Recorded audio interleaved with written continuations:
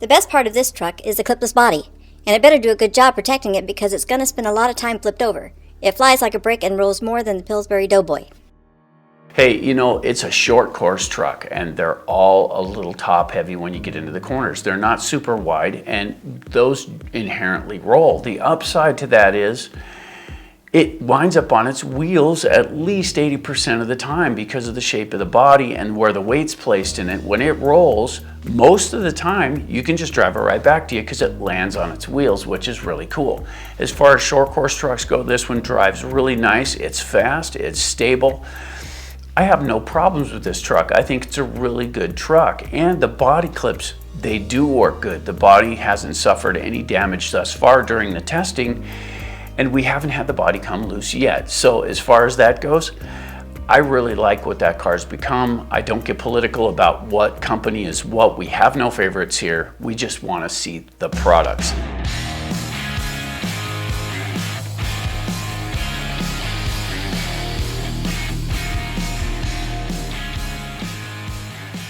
So it's early this morning, it's a weekend, and it is what it is. I've been out of town for quite a while now. The job that I do for my day job, this is a hobby, guys. This is what we do for fun, but I do have to hold down a day job, and lately I have been out of town and I don't have the time to be here at the channel and get all this stuff up and running. We are definitely trying to do the best we can here. Please bear with us as we do this. Being out of town sucks. I don't have enough time to do all the stuff we like to do here, but we do have quite a few videos in the pipeline, and they are stacking up with me being out of town. When I get back in, we'll get back into this, but these videos here, we got to thinking about this, and it's definitely something we wanted to do, to be able to connect with people through the comments and whatnot, and we don't always have time to get into the comments and answer everything. We answer what we can. We don't see them all the time. It just is what it is. The comments are a nice part of this. We like to get into the videos and show you how things are done. So when I get back to town for more than just 2 days out of the week, we can get a bit more done. It's been a little bit frustrating, it really has, but at the same time, this is just the way life happens. You can't always do what you want to do. Sometimes the weather doesn't cooperate. Sometimes it can be just about anything. It can be health issues. It can be all kinds of stuff. And this channel is something we do when we can. So if we miss a video here or there, there's usually a pretty good reason for it. Are the replacement RPM arms aluminum or composite? Which do you prefer and why? Great video. Well, that's a pretty good question. The RPM arms are composites, so they are a tough plastic, which makes them a lot more flexible. And we are not a fan of the aluminum arms here. It would just not. It's not the way we lay things out. If you want durability, transferring the energy from the outside of the car to the inside is usually a pretty bad thing. Hinge pins generally pay the price on that. And it's just the way we run it. If you like it the other way, that's fine. We're not criticizing here. What we're saying is, there's a way to get more durability out of your car if you know how to work on that. And of course, if you take a look at Durability 101 in the 101 playlist, we go over that in depth. But still, as far as this goes, if you're going to do a show car or a shelf queen or something you're not going to bash hard, aluminum arms are fine for that. I don't care for those myself, because I like flexibility in the arms. When you get out to the hub carriers and stuff like that, we like good solid hub carriers, something that's gonna hold up, something that can take the hit. And so we usually go with aluminum or something like that on the outside, but the arms themselves should flex. And the flexibility is important because it allows it to take up some of that power that you transfer from the tire, and it'll bend in the arm a little bit and take up some of that energy without putting it all to the internals. When you get inside the car, that's where you want strength as well. If you can upgrade your hinge pins, if you can do the hinge pin blocks, if you can do all of that, change the parts that take all that energy and make them stronger, the car will be stronger overall. Hi AJ, your channel is the best. As a 90s kid, I really am crazy happy to see how RC cars have evolved since then. There were nitro cars out there, but for a kid, electronic brushed motors were the only good, easy choice. I remember driving a Tamiya toy buggy, about 24 kmh, cheap electronics, two-wheel drive, no diff, no shocks, and so much weight to it. What companies like Arma, Traxxas, Losi, and others can offer nowadays is just mind-blowing to me. I bought a Vortex 3S even though the 6S RC are much more refined. I can say that these machines are a dream to drive compared with old electric RCs. I can't wait to buy a 6S Typhon or Craton. Well, thank you very much for the comment, and I love it when people share. It's not just about finding out something you know, but if you've learned something over the years, please get in the comments and help others by sharing your experiences. That's what the comments are for here, helping others, and I love that. This one came from FPV Car C, and this is a really good one. As far as that, I feel you, dude. We had Tamiya, we had Mugen, Kyosho, we had all of that stuff back then, and they were a lot more cumbersome. But it was leading edge technology at the time, and it was still very cool. Kids nowadays, they're spoiled. They don't have the chance. They didn't have the chance to get back in the old days when you had mechanical speed controls and all that stuff. That was a real thing, and today's technology is so much better, and they just take that as a matter of course. They just do, because this is what's out there, but they didn't have to earn their way there like we did. We had to go through all the tough stuff, making our own chassis, routing out parts, and all the modifications we had to do. We had to come up with a way to do it ourselves, and that helps you be creative. Today, you can just get online and order a part and stick it on and you're golden, but that's not always so easy, and that's why we like to help. Thanks for the comment on that, and still at the bottom you ask one more question here: Typhon or Craton? Okay, so what it comes down to is whatever thrills you, that's what you go with. Take into account your terrain. If you've got rough terrain or you've got light terrain, that's cool, but keep in mind the Typhon is really a light terrain kind of car, and the Craton can handle just about anything. My first run was through the grass. By the time it got back to me, it went in thermal mode. One passed down and back to me. Tried 4 different batteries, 4 tries. It seems too good on dirt or gravel. I thought I had 3 bad batteries. It needs a 6S ESC. I wouldn't necessarily say you need a 6S ESC on that. Keep in mind that grass is a much higher traction than any of the others. If it's running good on flat ground and it's running good on pavement, the car works pretty good that direction. But if you're running in high traction or high resistance, which grass is both, it's going to have more amp draw to it. And if it has more amp draw, you might consider lowering your pinion a little bit. And if you take a tooth or two off and try it again, that should solve your problem. Also, there's one other thing that can cause an issue, and that's throttle pumping. And people don't usually talk about this much, but the capacitors on the speed control and the capacitors they have in the connections, those build up a really big charge. And what happens is when you first pull the trigger on your radio, it sends a lot of voltage, and it sends amperage up to 320 amps for the instant it takes off. And usually the C rating on your battery is 50 or 100, so it'll run constantly at that level. But when you first pull the trigger, those capacitors discharge and sends all that extra energy to the motor. So if you're pulling the trigger repeatedly, and I'm not saying you're doing this, but if you pull the trigger repeatedly, you're sending higher amp draws to the motor and speed control, and that can cause overheating. That's just the way that works. So you might consider that, and you might consider simply changing the pinion. Given the way you run your RCs, it's really saying something to be able to return them to almost new condition. For me, cleaning up is okay as long as you keep it simple. Way back in the day, I used to tear down my RCs almost completely, and after a while it drove me out of the hobby. No pun intended. Thanks for this video. I might just get a can of that magic silicone spray.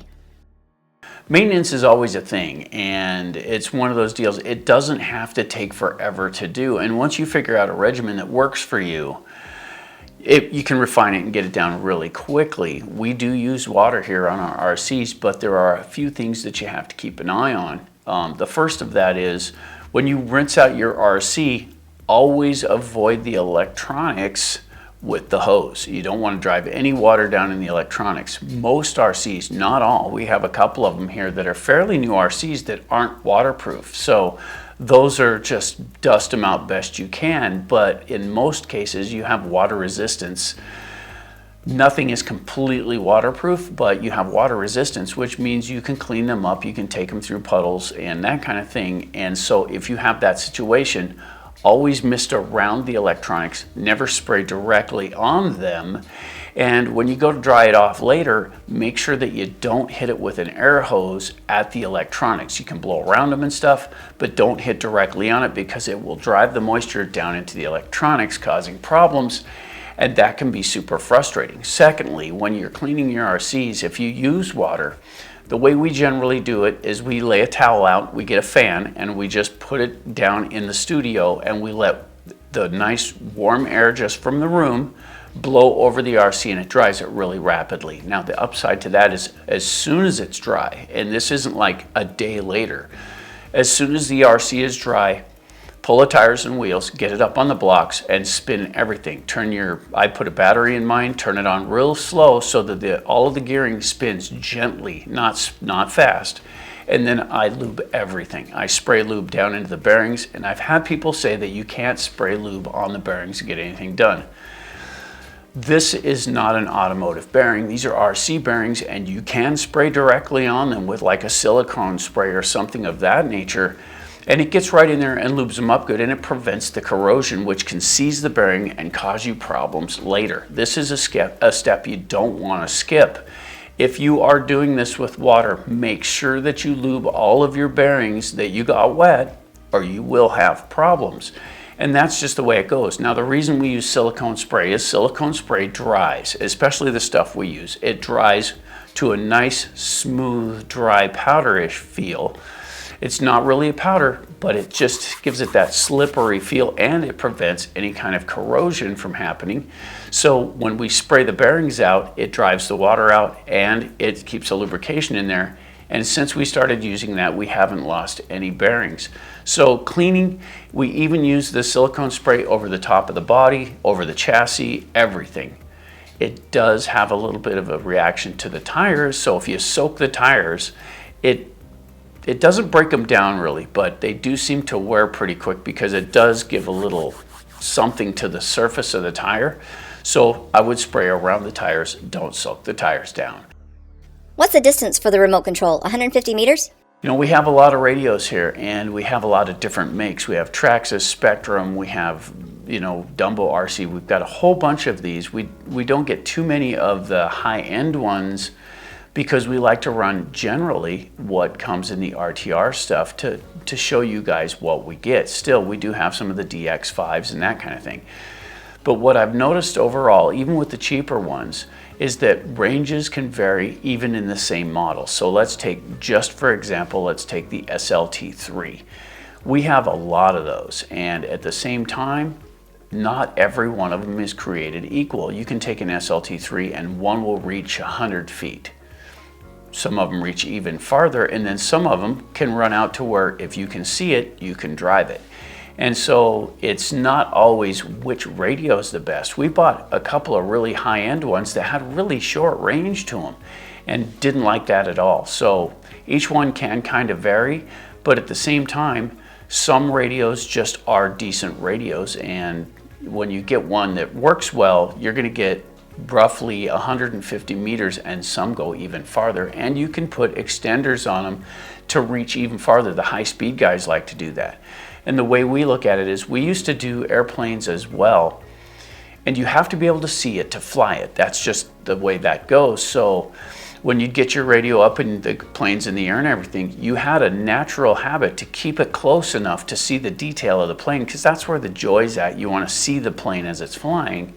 And if you get out far enough, you lose your perspective and you don't know what the front is, what's top, what's bottom, and that's where you start having problems.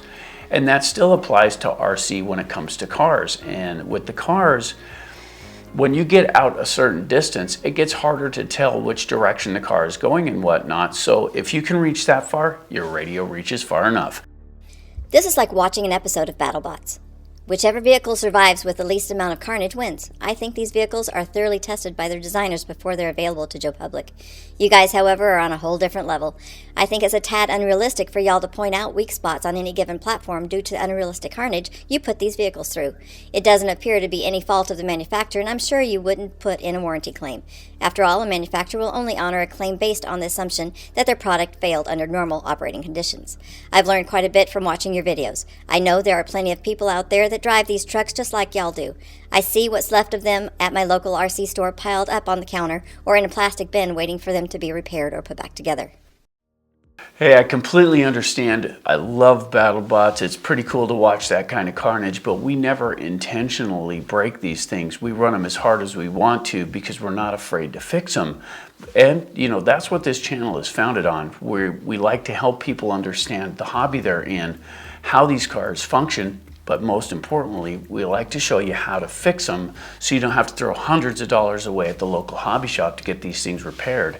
They're usually not that difficult to do, and that's just how that works.